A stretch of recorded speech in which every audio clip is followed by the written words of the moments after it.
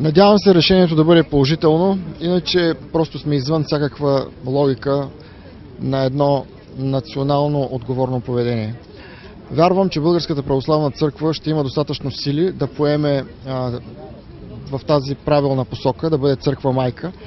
Ще се съгласи да признае автокефалността на Охридската архиепископия и по този начин на териториален принцип на територията на Република Македония да има църква, на която ние да сме църква майка.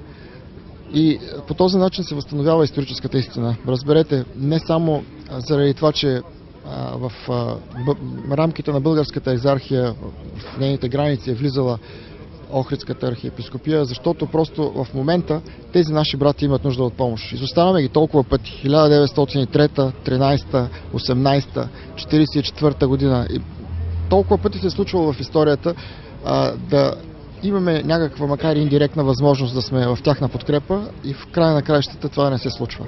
Искаме този път една твърда позиция. Надяваме се на правилното решение от страна на българския патриарх и той да прояви едно достоинство в този уникален исторически момент и да бъде един истински духовен баща на своята нация. Българската патриаршия признава за независима иерархия, а нашата църква се припознава от Македонската архиепископия за църква майка. Разбира се, от гледна точка на историческата истина, това за мен е едно малко половинчато искане, защото признаването става не на базата на това, което казва историята, а на базата на един съвременен акт. Вие ни признавате, ние ви признаваме. Ама ние ви признаваме, защото вие сте ни признали. Разбирате ли?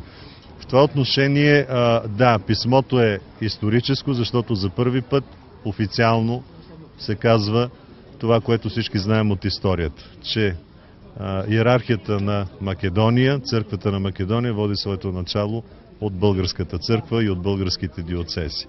Друг е въпросът, че няма и намек всъщност официално за такова нещо в писмото. Ние така го четем. В Македония виждам, че го четат по друг начин. И точно тук трябва да е коража на нашия Свети Синод. От една страна да не отхвърлят тази протегната ръка и да започне разговори на базата на това писмо с Македонската архиепископия, в които разговори да отстоява и това, че Македонската архиепископия трябва да признае и историческата истина за своя произход.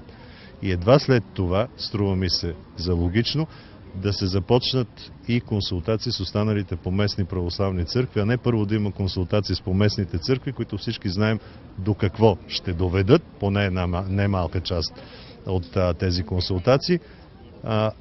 Струва ми се, че най-напред в тази сграда трябва да седнат архиереите на двете църкви, да започнат разговори, да постигнат съгласие по някои спорни моменти от македонска страна, защото от наша страна са безспорни, и едва след това да се търси мнението на останалия православен свят.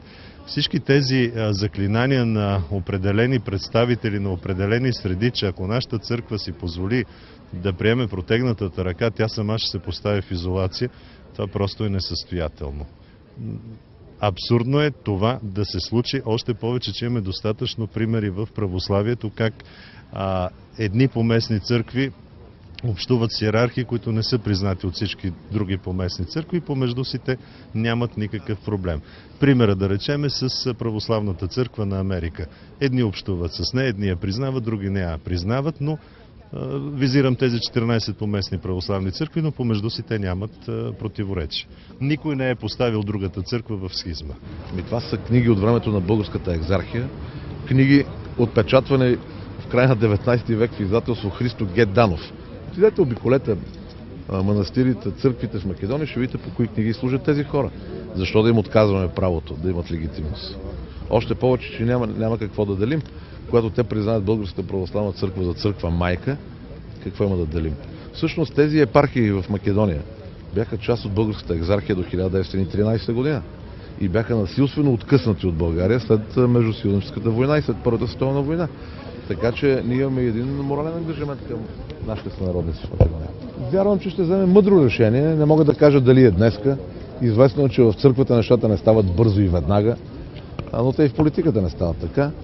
Надявам се най-накрая решението да бъде мъдро и правилно в полза на българския народ.